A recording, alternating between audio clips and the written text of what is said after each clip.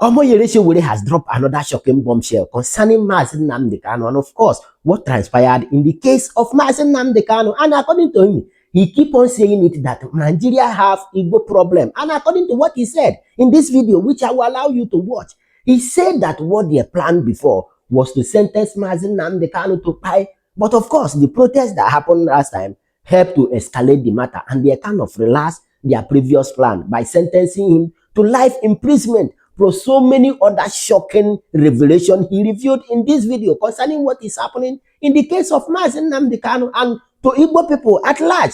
But before I allow you to watch that video, it is no longer news that the governor of Abia State, Governor Otti, has went to visit Mazi Nnamdi Kanu in Sokoto prison as he promised before. And he did not go there alone.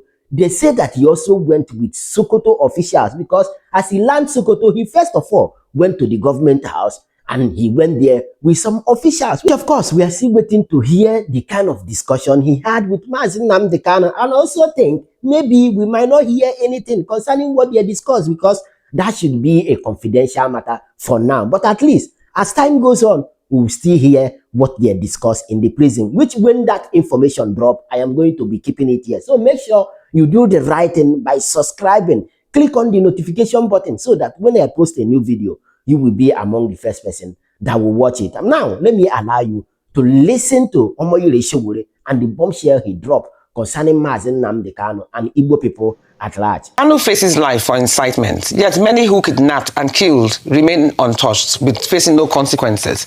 How do you explain this double standard?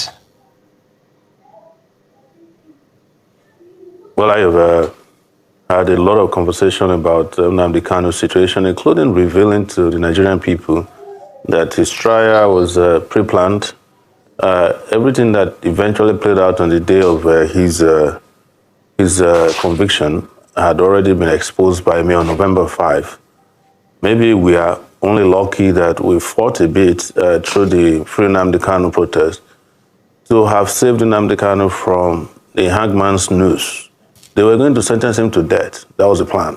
And you can check my Twitter and Facebook posts on November 5, because I was giving that information in advance. They also, as a result of that, got very upset that we had a protest in Abuja. They shot at us, tear gas, arrested his lawyers, myself, later, and took us to the court outside of, within Abuja, but, near Kuje, and sent us to prison for 4 days. After we were granted bail on a Friday, the judge who was supposed to sign off on our bail paper ran away. He didn't come back until Monday. They were already setting the agenda for Nnamdi Kanu's conviction, whatever they were going to do. But when they realized that maybe this is not popular or not going to be popular, they kind of pulled back a bit and did the life imprisonment. And they have also realized that even the life imprisonment has not stopped his life or the life of what he stood for. Because it came at a time that, like I've always said, he prophetically predicted some of the things that are happening in Nigeria now.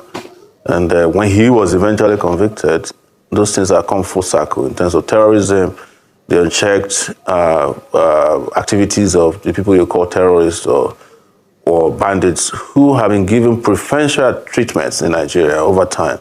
They always have the right, they can drive around in their convoys with vehicles seized from the Nigerian army. One of them wore a uniform of a police commissioner, an assistant police commissioner he killed. He wore his uniform to town. They were carrying their magazines and their heavy-duty weapons and ammunition and addressing press conferences. I insist that till date, the only evidence that was adduced against Nnamdi Kanu in this trial, the whole trial, was that he had a microphone and he had a radio transmitter and his underwear, both top and bottom, that he found in a hotel. Every other evidence, the claim was against him, were things that were circumstantial. Oh, he said that the people should kill police, even when he was not in the country. Oh, he was the one who made NSAS to become what it is. But there are celebrities in Nigeria who claim they started NSAS. I started NSAS in Abuja. And I was one who gathered a lot of people that joined NSAS by calling them individuals, some of the celebrities. So if those ones are being celebrated for doing NSAS, why is Nnamdi Kanu being sent to prison for life? just for speaking on the day of NSAS to say, oh, do this or whatever they said, he said.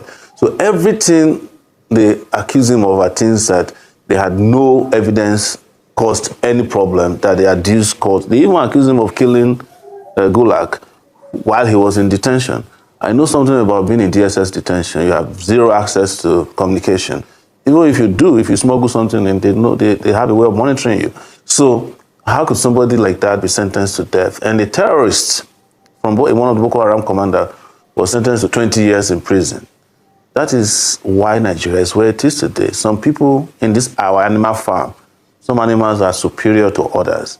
And until that is addressed, until the justice applies, to everybody in Nigeria, you are not going to get peace without justice. That's what so many of us have been saying, whether you like to hear it or not.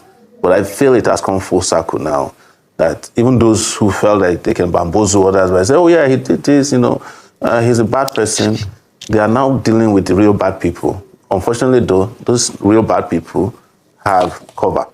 They have immunity. Okay. We're going on a break right now. We're still going to continue this conversation because you're digging right deep into it. So I have Jimmy in the house. So let me ask you, Jimmy, many Nigerians believe Kanu's sentencing was influenced by ethnic bias and not the law. Legally, how do you interpret that perception and what's your position on it? Yes, thank you very much for bringing up this topic. One thing people need to understand is that it's not necessarily that other considerations would have come into play in a decision of court if somebody does not succeed in his case being upheld or in his defense being upheld. I know that there's that perception out there, but before you can conclude on what actually transpired in the judgment, it will be important for anybody who wants to comment on it to read the 144-page document, judgment of the court, to be able to understand the decision of the court and how the court arrived at its judgment. You may not necessarily be satisfied with the judgment, but that does not ordinarily on its own, on its face, impute ethnic reasons or other not less noble reasons for the decision. Okay. So let's get back to Sowore in the house, please. Some say Southeast power brokers and not the presidency are the ones driving Kanu's continued detention. So how is this shaping regional politics and what should Nigerians expect in 2027? Let me first state this. Yes, let me first state this, that I'm not here to find ethnic differences, but I have said, and I will restate here, that Nigeria has an Igbo problem. And this, of course, emanated historically from the Civil War, where we claim that it was no vanquished and no victor. But ultimately, there was a vanquished person. If you had 10 million naira before the war, you are giving 20 naira after the war. You are the one vanquished. It is said to you, you cannot be promoted in the army because you can't be trusted. You are the one vanquished. If you cannot get promoted within the civil service because you can't be trusted, you are the one vanquished. So come to your question. And just to say that anybody who says that an Igbo man is not treated differently is just lying. That's the truth. All of us know this. That's a big elephant in the room. And that is what I said earlier when I said, well, there's a Boko Haram guy who has been killing, beheading people, and he was sentenced to 20 years. And the guy who uses a microphone and a radio transmitter is sent to prison for life. They could have sentenced him to death if something hadn't taken place. Then to go to your question about the issue of how the regional power brokers behaved, I was in the midst of it. I was the one calling them up for protest, and I knew what I went through in the hands of the governors, House of Rep members, senators in the Southeast. They all flatly and vehemently, without speaking, refused to encourage their people to participate in anything that could peacefully. It was a peaceful protest planned. So who did we rely on? We relied on those in the markets to close down their markets. But the major leaders, including the deputy speaker, he came out shamelessly asking that Igbos should sit at home and you should show that you are cowards. There's no cowardice in peaceful protest. The reason is that they believe that Nnamdi is too powerful politically. and that if he's released, he will have some impact on their political influence and popularity in the zone. They know that they are not popular, but they have all relied on the center, to get whatever they want, to keep control over the southeastern political, people.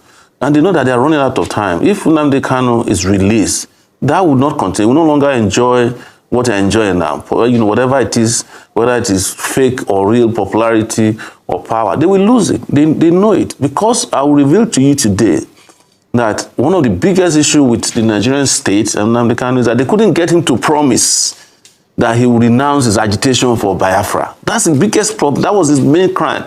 They said it, if they even proposed to me that I should go tell him to enter his defense, and if he enters his defense, then if they release him, he should promise that he will form a political party and participate in politics. And if he can do that, they will have no problem with him. He said, no, I want my region to be different from Nigeria, because Nigeria cannot support our aspiration for greatness. Now, my caveat is that I am opposed to breaking up Nigeria. I'm a Pan-Africanist. But I have read and known that it is not a crime for people to seek self-determination. So the regional leaders we are talking about, I called all of them. I called all the governors. At least I know Soludo. I used to be able to reach him. I mentioned here that the governor of his state, Abia, was a columnist as a reporter. So I called a lot of them. No one of them picked my call. No one of them has called me back, because what we want is not what they want. They want what they call a political solution. A political solution is that you jail him first, and then we'll beg you to free him on certain conditions. So that tag of ex-convict, they wanted it badly. All of them are agreed on that. The question is, how did they release him? Nobody can tell you when they will release him. They don't plan to release him because of his refusal to endorse their political agenda in the Southeast. That is the problem. They don't want to hear his name. But the people of the Southeast, the regular people, are in love with him. And we've seen that with what happened in protests, how markets were closed across the country without a whimper.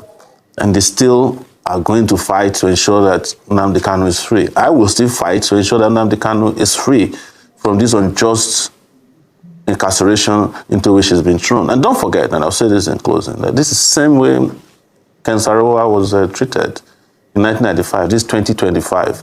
I guess every 20 years, or is it every 30 years, Nigeria needs a victim, either in prison or in the Golo time.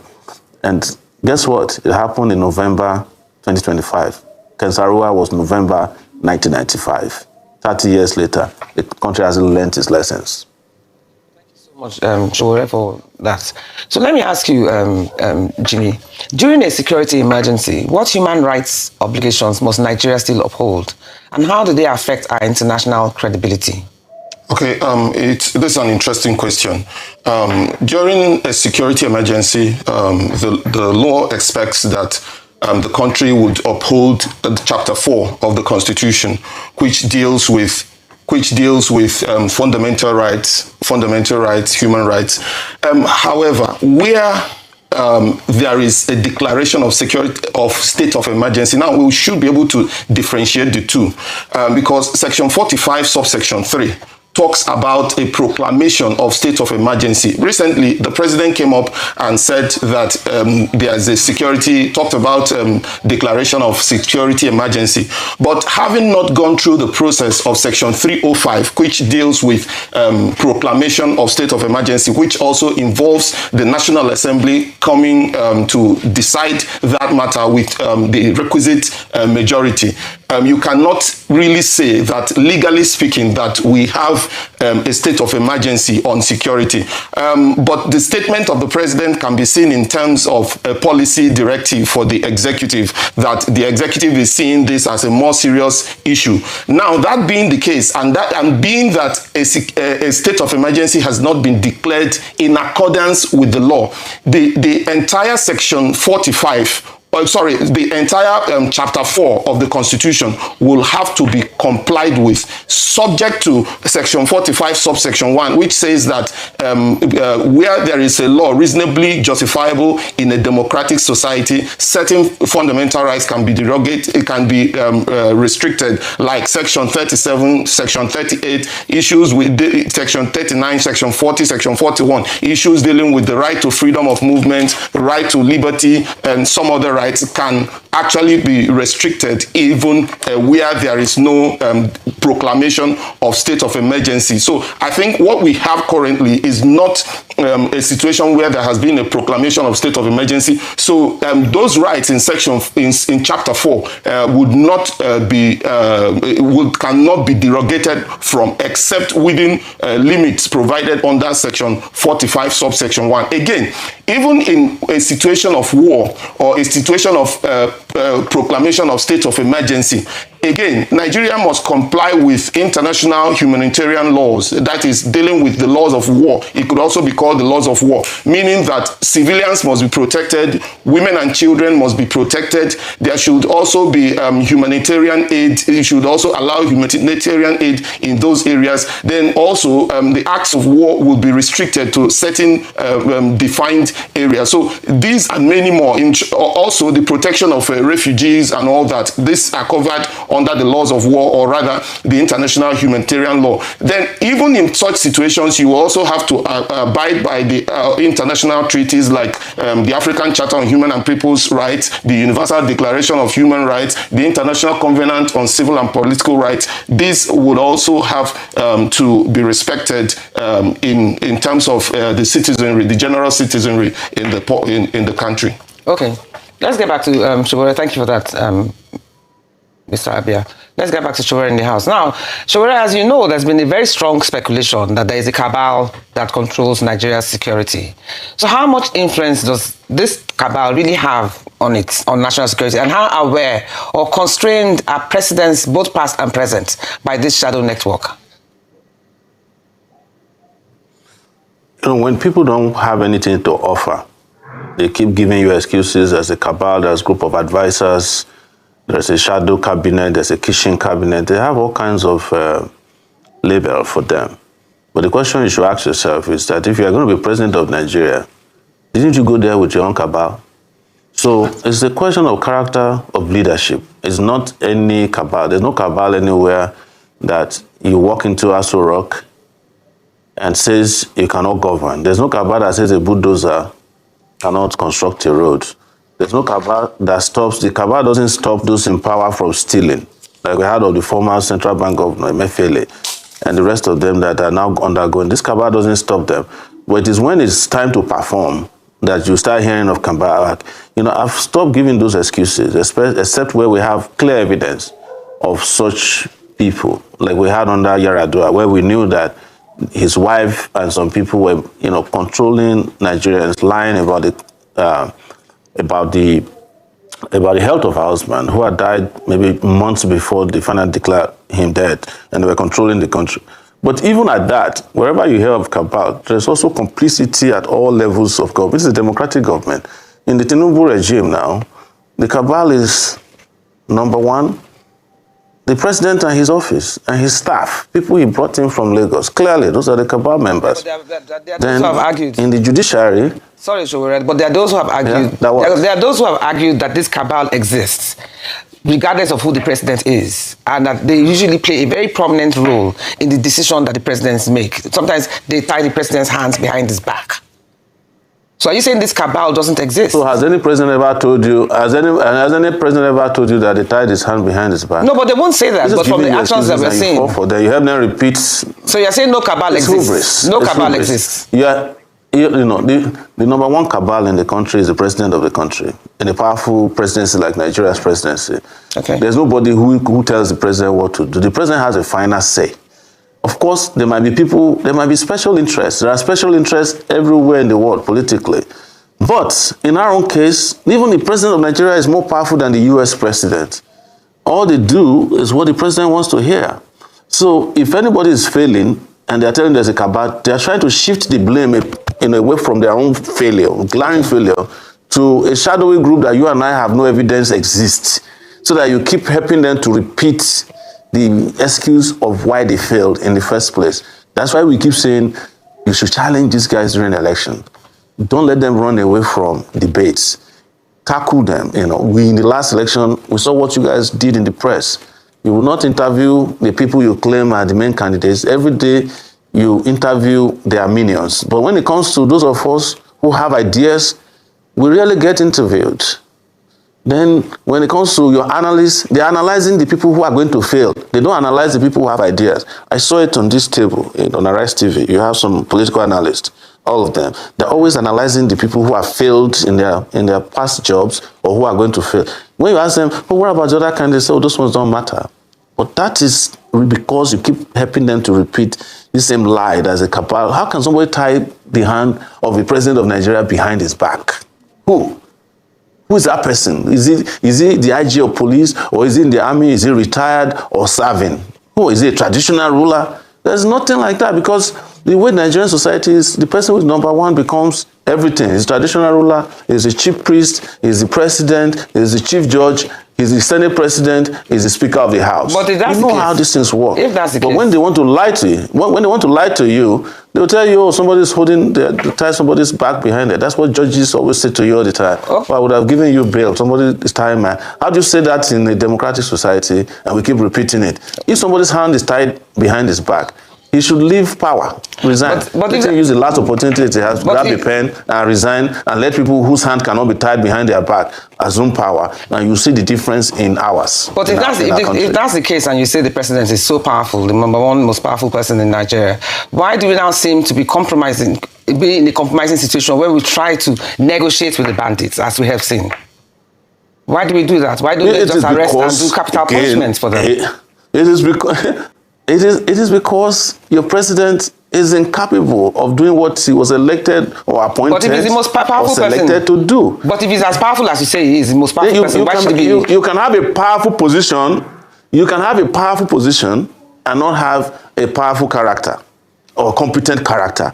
We have seen that happen all over the world. You see, there was a time the US, I think it was Roosevelt, or one of their presidents, was wheelchair bound. Nobody knew, because he was performing his job very well. But in Nigeria, you see an able-bodied president, and he's not really able-bodied. You just present him as an able-bodied person. Mentally, he's gone. Physically, he's gone. They pump them up. They come and say something. They say, oh, keep repeating that. That is what is the problem.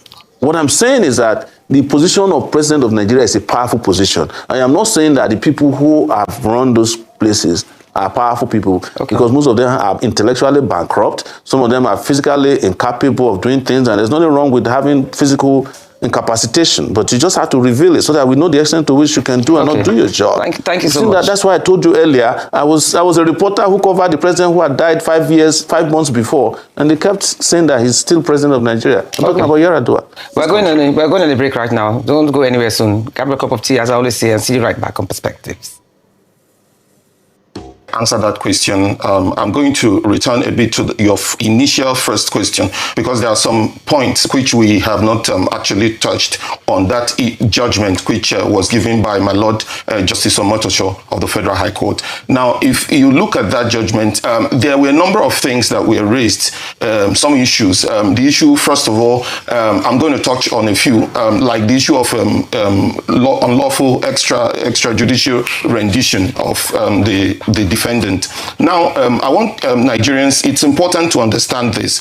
The Nigerian law, the position has always been that regardless of however a person has been brought to trial, the person can get damages or compensation for how the person was wrongfully brought to court. However, it does not vitiate the trial that follows it. Now, even in this particular case, in the initial case which came up at the Supreme Court, that matter has been decided by the Supreme Court, saying that regardless of the way the defendant was extraordinarily renditioned, that it does not affect the judgment. That was on the basis on which the Supreme Court set aside the discharge by the Court of Appeal. So that matter having gone to the Supreme Court, unless the Supreme Court overrules itself, that remains the position of the law. Then another issue which was raised was that issue of repealed law, that the laws have been repealed. Now, there's a misunderstanding on that issue,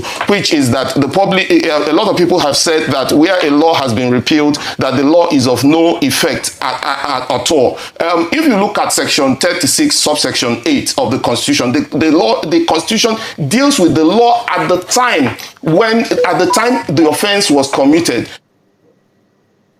Means is that regardless of the repeal of the law, that if an offense was committed while the law was still in place, a person can still be tried on the basis of that law, regardless of the repeal. This is also supported by Section 6 of the Interpretation Act, which says that regardless of any repeal of a law, that it will not affect actions which have been commenced, or proceedings or investigations which have been commenced upon that repealed law. If you also look at the Terrorism Prevention and Prohibition Act, upon which the defendant was charged in that particular case, you will see that there is a savings provision in that law. Section 96 and Section 97 of that law clearly make provision for a savings provision. What is a savings provision? A savings provision is a provision in a law which gives opportunity and leeway to try persons under the act, despite the fact that that particular law has been repealed. There are a number of other issues, issue of jurisdiction, and then issue of whether the issue of jurisdiction would have to come up first and be decided as part, or be decided as part of the judgment. Then on the issue, whether what can be done, to prevent this kind of situation arising in future in terms of insecurity in the country. I think it's important that Nigeria at this point deals with the issue of corruption, because it is corruption that makes it possible for funds that should actually go into fighting insecurity, to be diverted and all of that. Then it's also necessary that there is the political will to fight insecurity. Then Nigeria would probably need to also tinker with the structure of the federation, because I think that where is the country where everybody can actually determine their future. Every region of the country can determine their future regardless of whatever the other parts decide. It will help in yielding a situation where people will be satisfied in being part of the federation. So these things, if done, in addition to a number of other things like intelligence gathering, ensuring that there is motivation within the security agencies and all that, if done, I believe that it will help in protecting against this kind of insecurity that we're having today. Okay, let me get back to Sowore in the house, please. Now, Sowore, can you hear me? Okay, as you know, as you know, Sheikh Gumi has uttered some words or made some statements that most people or some people perceive as quite controversial and also insightful. And he went as far as suggesting that a proposed budget allocation be made for the bandits. Some might think that this is controversial, but others also argue that if militants once received amnesty, should this consideration not even be on the table, or is it a dangerous precedent? Well, thank you. Let me quickly respond to my friend who was talking about the trial of Nnamdi Kanu and what is fit and what is not fit. I'm not a lawyer, but I know that there's a legal principle known as, in Latin, es nihilo nihil fit, which is you can't build something on nothing. That you can't derive legitimacy from a flawed process. If someone is abducted or kidnapped from another country and brought to your country, you can't try him basically because that's unknown to law as a way of apprehending a suspect. And you cannot commit crime just as to prevent crime. So I just want to clear that as far as this goes. Like I said, I'm not a lawyer, but I know this is a legal principle that, is very well known as a basis for fairness and fair play in law. But having said that, you've mentioned this man in Kaduna who I used to know, I could almost call him my friend, as this Sheikh Gumi. But you see, what Nigeria has become is when there is no leadership, when nobody's taking charge in terms of protecting the country, in terms of competence, in terms of doing what is right, all kinds of characters will come and be dictating what should be done. And then in the absence of solid government response to these issues, people start listening to them, and I have said somewhere that I think Sheikh Gumi is doing what he feels should be done because he has found that there's no leadership in the country to address the issue. So he's making his own proposals. Yeah, but Sowore, those who say the militants were just as terrifying at some point, and they were given rescue with this amnesty program, and the same should be done to the bandits and terrorists. That's why I'm asking, do you think they should be given the same opportunity as the militants were given with the amnesty program? I don't want to excuse the militants, but you see, the position of the militants were dealing with, in some cases, even environmental issues, long-held issues about the unjust way of managing Niger Delta resources. So they were targeting the economic life of the country in order to get attention to those things.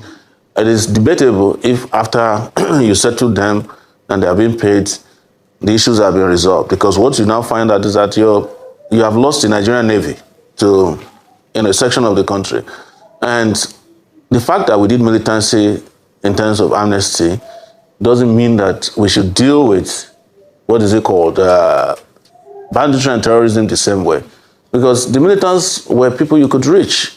People could meet with them. Even government officials met with them. Goodluck Jonathan went and had long meetings with them. But the bandits, the more you meet with them, the more emboldened they are. And they are taking lives on a daily basis. They are not negotiating with you. You don't even know who you are talking with. Today you are saying it's Boko Haram, the next day it's Lakurawa, and you can't tell the boundaries between militancy, banditry, and very heinous crimes that these guys are committing. I don't think we should treat it the same way. What we must do is to restore our country's ability to deal with crime, militancy, terror, whichever way you call them. And until you do that, you will start suggesting things that work and never worked. Like I said, that's subject to a debate for another show. But the truth today is that you are in the throes of people who are outlaws and don't care about whether you are willing to negotiate or not. Each time you negotiate with them, they show to you that the process of negotiation are used to purchase more weapons. They abduct more people, they kidnap more people, they take more turf, they take territory, and they are showing that they are the government in the country. So immediately, short term, you must end that. I would admit to one thing, and that's the fact that any form of security problem that has lasted for more than 10 years, we were taught that in graduate school, you should find other alternatives of dealing with those. Thank you very much. But even in dealing with those, you must not lose your capability to control your territory as a government and make sure that your military or security forces are doing what needs to be done. Here, there's a failure in that regard and in that sector. Okay, thank you very much, Sowore Moyele. We're going on a break right now. I hear that Dixon is in the house, so even if we have him for just a couple of minutes, he'll be most welcome. See you right back. Now I have Dixon in the house, so better late than never, as they say. So welcome to Perspective, Dixon. Thank you for having me. So let me ask you, what can global partners realistically offer Nigeria in this fight? And what internal gaps must we fix for the support to be effective? Oh, fantastic question. Thank you for having me. We've been having a lot of assistance from the international community, from other global partners in the fight against insurgency, and yet it has not yielded any results from time since 2009 when Boko Haram sprang up officially and taking over some territories from Nigeria. But for me, I think what we are suffering from the enemy within. When you suffer from the enemy within, that tells you that is going to be a very difficult fight to handle. Just an Arabian proverb that says that it is preferable to have 1,000 enemies outside than to have a single enemy inside, an insider threat. That is what has been developing in Nigeria. And that is why this fight has been taking so long, because those people who are the internal threat are really, really fighting so hard to ensure that our government do not achieve victory in this fight against insurgency. But for me, if we want to get it very properly or very right, I think we must start looking at the enemy within. The enemy within is one of the major threats. Can I just stop you there? can I just stop you there briefly? Because I did mention a cabal, the existence of a cabal, to one of the guests, and he said that that is just a myth. So do you actually believe that there are enemies within that want to continue this insecurity? Of course there are. Some few years ago, the United Arab Emirates sent some list of terrorism sponsors to the federal government of Nigeria during the time of General Muhammad Buhari, the former president. And Nigeria had expected that the lists that were sent to the federal government would be made open for us to know who are the enemy within. But that list up to today, we've not seen it. And sometimes a few months ago, we learned about some secret trials of these sponsors of terrorism. And I see that as a defeat on our national security. I see that as an abuse on our strategy, because if we don't take out this enemy within, we'll keep on fighting. Why is it impossible to take them out? Well, I think the government should be able to give us a response, because I think nobody. What do you think, though? What do you think is For me, I think the government is not really serious about the state of insecurity, and they don't really want to hit or take the bull by the horn, because I don't think any person in this country is bigger than the law or bigger than the federation. We've seen Sheikh Gumi coming on board on various platforms, defending the killers of our soldiers, defending the killers of our officers and men. And I just sometimes worry if this man is above the law, or if this man is above the state of Nigeria, or above this country. But for me, I think he is not. Just that we are not ready as a government, and if we are ready, we'll start going after the sponsors, going after the cabals, bring them to book. Because if we want to keep on fighting or killing these terrorists or these fighters, we'll kill them till eternity. And newborn babies in next few more or some years to come, from the terrorist perspective, or families who would want to go into terrorism. So we need to strategically fight this war and ensure that we wipe out the sponsors, the financiers, and also ensure that we delink with the resource and we demobilize them, because they use resources, and without resources they will not strive. So let's try and see how we cut off the enemy within and also cut off their resources. That is the resourcing. When we de-resource this criminal element, I tell you, they will not have more resources. But do you think the president's speech about recalling VIP soldiers that protect VIP, recalling getting new troops, how much cost training do they need? How much do they need to train to be ready to face these insurgents, the bandits and Boko Haram? And then also, they don't even have the kind of instruments we hear that those ones have. So how long should this training course be to make our soldiers effective enough and capable enough to face the bandits? And do you also think that some old retired soldiers should be recalled from their experience? From the last question, fantastic question, Ruth. I don't think we are just mixing up issues in this country. I don't think personnel is a problem, and I also don't think that we don't have the capability and capacity. But I just do we have enough soldiers on ground? Yeah, we have soldiers on ground, but we don't have enough soldiers. This battle is all about having effective synergy with all security agents from intelligence perspective. Because if you have a lot of manpower and you don't have the strategic drive to defeat these guys, they will keep on killing your officers. But realistically, how long a course should they do? How long should be the training or whatever it is that they require? Well, I don't know, maybe 6 months. If they want to have an emergency training, maybe 6 months, maybe 3, 4, 5 months. But like I rightly said, that is not the case. What we need to start looking at, the preventive measures, reactive measures, and proactive measures of the response mechanism of a given state. If we don't have an effective measures in place to ensure that we respond when crimes, when there's a commission of crime, and also we have proactive measures in place instead of being reactive. Because what we have in our country, we're always being reactive after the commission of crime, which simply implies that security has been defeated. But for us to get it very right, finally, I think we need a holistic plan. The president has talked about personnel. There are 3 measures when it comes to security management: the people, the processes, and technology. Okay. So the government should also see on how we should, have an effective technology to hover around the enemy space and make sure that we fetch intelligence back to the state for them to go and eliminate them from their ungovernable space. You get the point now. What do you think? Share your thought with me on the comment section. And of course, you know the vibe. Click on that subscribe button, follow, and share for more updates. Because like this, we move.